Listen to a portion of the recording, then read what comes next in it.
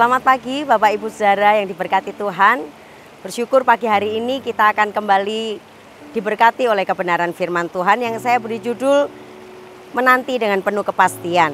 Puji Tuhan.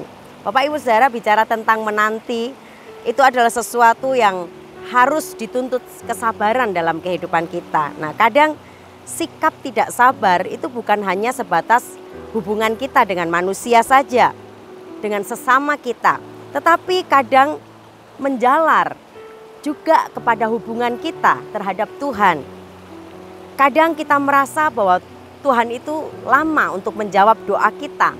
Tuhan juga mengecewakan kita. Kadang doa yang kita terima, jawaban doa yang kita terima itu tidak sesuai dengan apa yang kita harapkan. Nah, itu juga yang pernah dialami oleh Daud. Di dalam Mazmur 143 ayat yang ke-7, Daud pernah berkata seperti ini, "Jawablah dengan segera aku ya Tuhan, karena sudah habis semangatku." Jadi Daud menuntut Tuhan untuk segera menjawab doanya. Ya, ini satu sikap dari Daud karena semangatnya sudah mulai habis, semangatnya sudah mulai hilang. Di dalam Alkitab, Bapak Ibu Saudara, kata menanti itu sering diarahkan lebih kepada sikap daripada kepada kata kerjanya yang aktif. Menantikan Tuhan artinya mempercayai Dia sepenuhnya.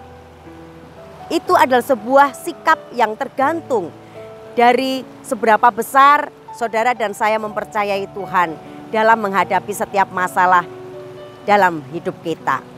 Daud berseru di dalam Mazmur pasalnya yang ke-27 ayatnya yang ke-14. Di sana dikatakan, "Nantikanlah Tuhan, kuatkan dan teguhkanlah hatimu." Ya, nantikanlah Tuhan. Ini adalah perkataan dari Daud. Kita tahu Daud, Bapak Ibu Saudara.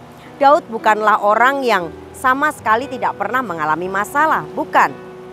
Tapi sebaliknya, Daud adalah pribadi yang sering kali ada dalam situasi yang sulit.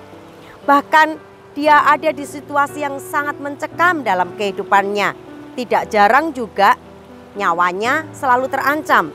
Tapi justru dari Daudlah kita menemukan seruan seperti itu. Ya, nantikanlah Tuhan, kuatkan dan teguhkanlah hatimu. Ya, nantikanlah Tuhan.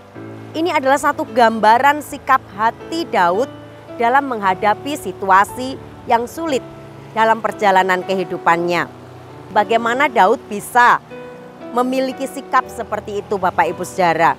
Kalau kita membaca Mazmur pasalnya yang ke-27, mari kita lihat dari awal, ya, dari ayat yang pertama, maka kita akan mendapatkan di sana dasar-dasar pemikiran Daud yang akan membuat saudara dan saya mengerti mengapa dia punya sikap, punya seruan seperti itu. Ya, nantikan Tuhan. Ya, nantikan Tuhan. Ya, kita akan baca Mazmur 27 ayat yang pertama. "Tuhan adalah terangku dan keselamatanku. Kepada siapakah aku harus takut? Tuhan adalah benteng hidupku. Terhadap siapakah aku harus gemetar?" Nah, seperti itulah Bapak Ibu Saudara, Daud memandang Tuhan lewat pengalaman-pengalaman pribadi yang dialami oleh Daud dalam kehidupannya. Sejak dia masih kecil, sejak dia masih remaja di dalam penggembalaan yang dia lakukan di padang rumput. Dia tahu bahwa Tuhan selalu bisa melepaskan dia dari bahaya. Kalau dulu, Daud berkata, "Kalau dulu bisa Tuhan tolong saya, sekarang pun saya percaya Dia bisa menolong saya." Di dalam situasi yang berbahaya sekalipun, Daud yakin sepenuhnya, Bapak Ibu Saudara, bahwa Tuhan akan menyembunyikan dan akan melindunginya. Di dalam Mazmur pasalnya yang ke-27 ayat yang ke-5, di sana dikatakan seperti itu. Ketika kita menantikan Tuhan, Dia akan melindungi kita di pondoknya. Dia akan membentengi kita. Dan itulah pribadi Daud. Dia jadikan Tuhan itu kota benteng tempat perlindungannya.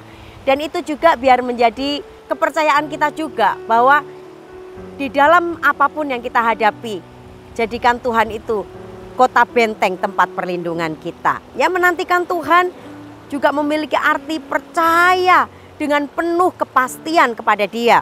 Menyerahkan semuanya ke dalam tangan Tuhan. Dan kita tahu bahwa menantikan Tuhan itu banyak kebaikan-kebaikan yang akan terjadi dalam kehidupan setiap kita. Dikatakan bagi orang yang tekun menanti Tuhan, Dia berjanji kita tidak akan pernah mendapatkan malu. Karena Tuhan yang berjanji adalah Tuhan yang setia. Ada kepastian di dalam janji Tuhan yang akan digenapi dalam kehidupan setiap kita. Dikatakan juga orang yang menantikan Tuhan akan mendapatkan kekuatan yang baru. Di dalam Yesaya pasalnya yang ke-40 ayat yang ke-31. Jadi kita yang lemah, kita yang semangatnya mulai hilang ketika kita menantikan Tuhan dengan penuh kepastian. Maka di sana dikatakan ada kekuatan yang Tuhan akan berikan dalam kehidupan kita. Oleh karena itu Bapak Ibu Saudara, mari di dalam apapun yang kita hadapi, ingat pengalaman-pengalaman pribadi kita bersama dengan Tuhan. Itu yang akan membuat kita menumbuhkan semangat kita, menumbuhkan iman kita, menumbuhkan gairah kita. Karena kita tahu di dalam Tuhan ada kepastian, di dalam Tuhan ada hal-hal yang luar biasa yang akan saudara dan saya terima. Tetap nantikan Tuhan, jangan lepaskan Dia, dan tetap semangat di dalam Tuhan. Karena Tuhan yang akan memberkati setiap kita yang mau tekun nantikan Tuhan. Puji Tuhan, firman Allah tidak akan saya panjangkan, kita akan sama-sama berdoa. Terima kasih Tuhan, kami bersyukur buat firman-Mu pada pagi hari ini. Firman-Mu yang menguatkan kami, firman-Mu yang menopang kami, firman-Mu yang menolong kami Tuhan. Kami percaya ketika kami menantikan Engkau, kami tidak akan pernah mendapatkan malu Tuhan. Karena janji-Mu pasti dalam hidup kami. Ketika kami menantikan Engkau, ada kekuatan yang Tuhan baharui dalam kehidupan kami. Terima kasih Tuhan, biar ini juga terjadi bagi jemaat Tuhan. Dimanapun mereka berada, kekuatan Allah selalu nyata dalam kehidupan mereka. Dan mereka mengalami ketika menantikan Tuhan, pengalaman pribadi bersama dengan Tuhan, itu yang sanggup menopang, menguatkan kehidupan mereka. Terima kasih Tuhan Yesus, berkati juga sidang jemaat-Mu dimanapun berada, biar mereka tetap punya kerinduan untuk menantikan Engkau. Dan dalam penantian itu mereka tetap memuliakan Tuhan dalam kehidupan mereka.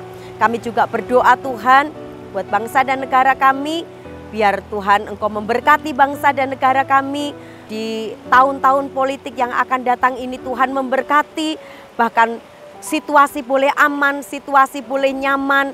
Kami semua memperoleh damai dan sejahtera dari Tuhan. Terima kasih Tuhan, ini menjadi doa dan sembahyang kami yang kami pohonkan dengan penuh ucapan syukur dalam nama Tuhan kami Yesus Kristus. Haleluya. Amin.